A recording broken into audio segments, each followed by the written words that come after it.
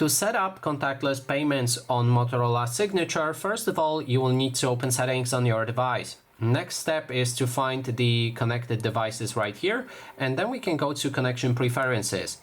We need to find NFC, and always when you want to pay with your phone, you will need to make sure that NFC is enabled, so you can leave that option enabled and then adjust the NFC icon so you can see the icon in the top right corner so that it confirms that it's active.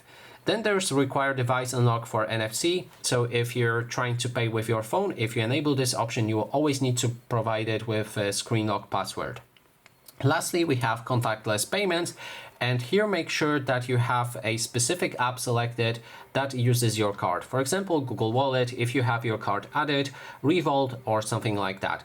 In this case, I have Google Wallet, so the next step for that would be to find Google Wallet on our phone, usually in the Google folder right here.